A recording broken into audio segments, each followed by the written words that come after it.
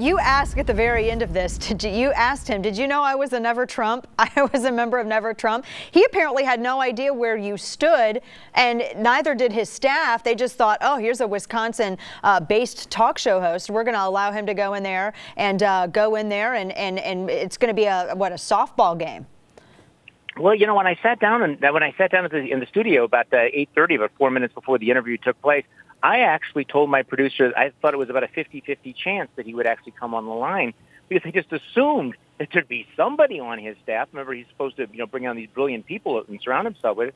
They would look at my Twitter feed for 15 seconds and see that it's basically an anti-Trump manifesto. It's not a secret. I wrote a piece, posted right beforehand. Actually the night before, saying, conservative talk radio is different in Wisconsin. But apparently either they're arrogant or they just don't bother to vet anybody.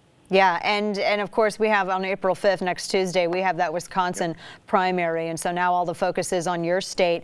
What was the moment because there were a lot of moments that kind of made my jaw drop, but for you conducting this interview, what was the thing that shocked you the most out of everything that he had said or behaved in this interview?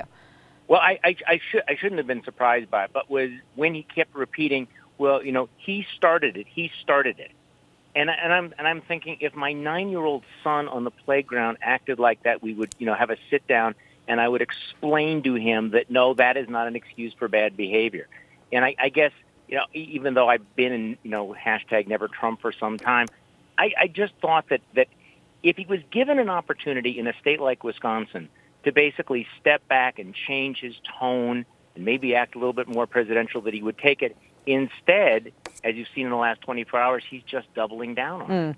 Do you feel that he had a thorough understanding of Wisconsin voters and of the Wisconsin, the issues that voters are really most concerned about in Wisconsin? No, absolutely not. He has no clue whatsoever. And I think that's been proven in the last day or two, where he's decided that he's going to be attacking Scott Walker and how Scott Walker is a bad governor because he did not raise taxes. Look, Walker may not be as popular as he used to be, but he's still popular with conservative Republican voters who are very, very engaged. These are people who have, crawled through glass and gone through fire to protect Scott Walker. And here's Donald Trump using, inaccurate, discredited information to attack Scott Walker in his own state among voters who are going to turn out. So that's weapon-grade stupid politics.